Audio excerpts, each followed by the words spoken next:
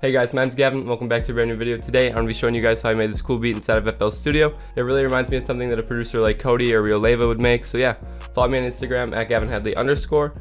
And without further ado, let's get into it. Okay, so this is what the beat sounds like.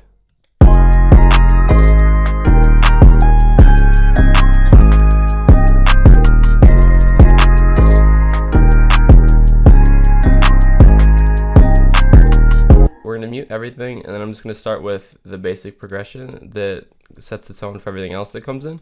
It's just Omnisphere sound. What is it? It is the Burbank Bell from, I believe, a Pharaoh Vice patch or bank. Really simple chords. They're like stripped down chords. So this is really this is just two notes that I picked out in the scale that I thought sounded good. They're not really technically chords.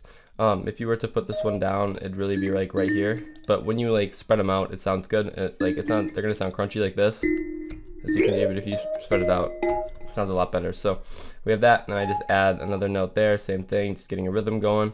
We're also at 158 BPM, and now I'm just working down the scale here, kind of bringing it up. Like this is my bass line.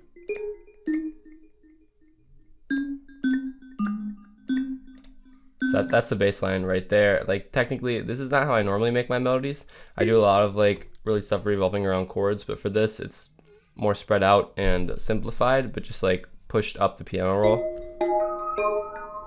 So this note does a super cool like little like bend sort of thing. So I have one here doing that, and then another one here.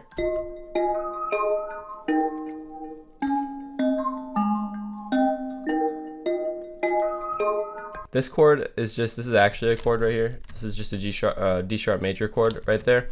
Just put the third or the middle note up an octave, and it kind of blends in with like this area. So it kind of blends in well because it was missing something in this region. You guys see all these like higher notes here.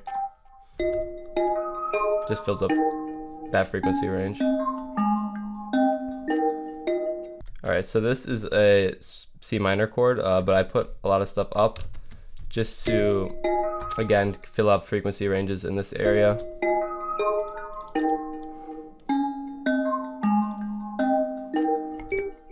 This is a D sharp major chord, and it goes back up to that. That's the melody.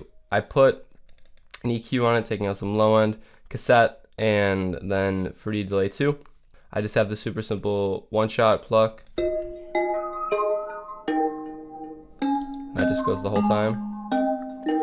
And with this is super helpful because it just kind of sets the tone, and gives us like a bass melody to work off of, and it just gives us like a super nice rhythm to build off of as well. And I just kind of turned down the volume. It's tucked in the background. It's not too important. But after that, we have this synth from IANN. What it is the same thing from what I explained before, except I add these notes, which you guys will definitely be able to hear, just cascading down the scale. And then as you can see, I have an EQ on it, taking out some of the high and the low ends. I have a filter freak on it as well, using the dirt filter. That's going to give it some distortion.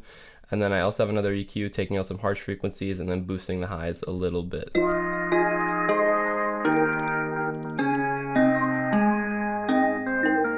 And I also took out the chord towards the end.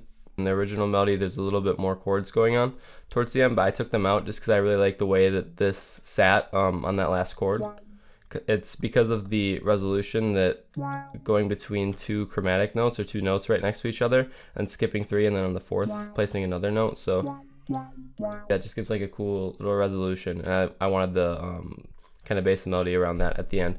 And then I just have these notes filling up that space because we don't have another chord. Might as well put something else there that helps lead us back into the first chord. After this, it's just a one-shot flute. This is from Nick Mira's Mirror Touch Volume 1 kit. It's one of the one-shots in there, and I've been doing this a lot lately in my samples, just like adding a note right at the beginning that sounds cool, and then another one like down an octave in a different spot when we get to the second part of the loop. So yeah, that's what that sounds like. I just put some EQ on it, taking out some high ends, kind of tucking it in the background, and then a chorus just to give it a cool little chorus feel. I only have one more melody sound. It's this guitar that I played. I just put a lot of effects on it. So this is what the guitar sounds like on its own. I put a lot of effects on it. So this is what it sounds like without anything. It's pitched up an octave. I'm just something simple I played on the guitar, and then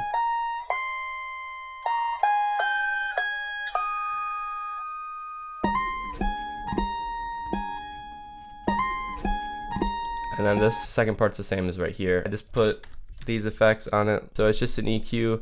So I'm kind of treating it like how I treat a lot of my vocals, where I like to take out a lot of low and high end and drown out and reverb. So we have this boosting the high end. It's kind of counterintuitive for what I just said. Since we already have this EQ, this is going to give it like a little different effect because we're boosting these frequencies that we're taking away. So it just gives it a super interesting texture. Now we just have a little delay. So Echo Boy, the Arena Bathroom preset, super useful preset. Echo Boy is one of my top effects plugins that I would recommend right now. It's a super cool plugin. It gives really cool, unique sounds, especially for stuff like this. I just have a Valhalla tying it all together. Okay, so this is what all the melody sounds like together now.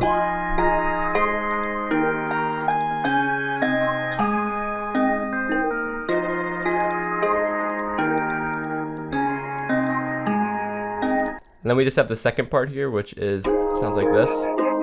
It's all of that you just heard pitched down an octave right here.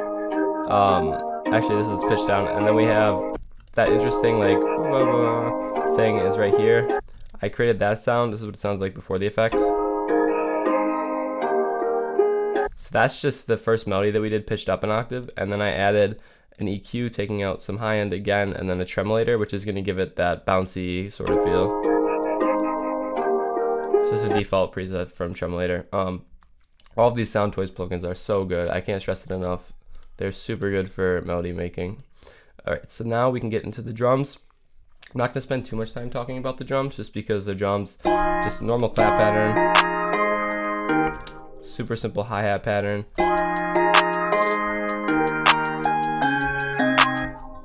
I just have this little roll here. What I did with this is I have a roll going down the scale, turning the velocities down on it as we go, and then I have another one pitched up on top of it, and the velocities are going up a little bit. It creates this cool effect. Just took out a hi-hat here. It's for a little added bounce. And now we just have all these low guys right here, just giving us more of a rhythm, and then I just have a simple roll here that leads us back into the beginning. And I also have one right at the beginning there as well.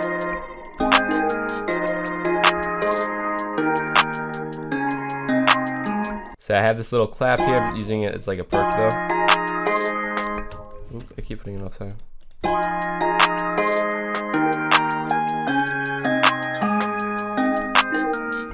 I have a rim that hits right at the ends here before we switch over.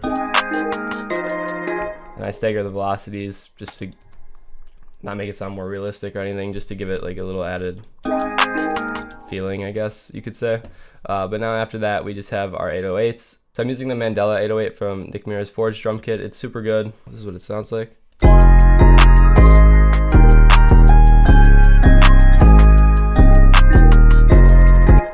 And lastly, we just have a little kick right here, just following all of those notes that we're hitting on the 808 minus a few.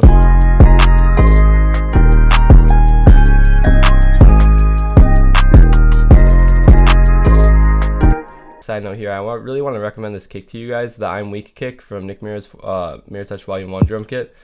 I feel like no one uses it, and I introduced it to my friend the other day. It just sounds super good. So yeah, check that kick out. We have this soft clipper making it so nothing goes over 0 right here, but then we have a limiter. So this limiter is just lowering the ceiling a little bit, which is going to compress it and give it a tiny bit of distortion. But then I have another soft clipper here just making it louder again, but it's not going to go over 0 decibels since we have this one like master soft clipper that makes nothing go over 0. And then I just have an EQ here boosting a little bit high end, giving the claps and the hi-hats and stuff a little bit more high end, making them sound a little bit more crispier. And yeah, that's the beat. Hope you guys enjoyed the video. Hopefully you're able to learn something today. Comment down below what you guys would like to see next from me. I'm working on all the tutorials I brought up in my last videos, so those are going to be out in the next week or so. Hope you guys enjoyed the video. Thank you for watching if you made it to this point. Have an awesome rest of your night. I'll see you in the next one. Peace out.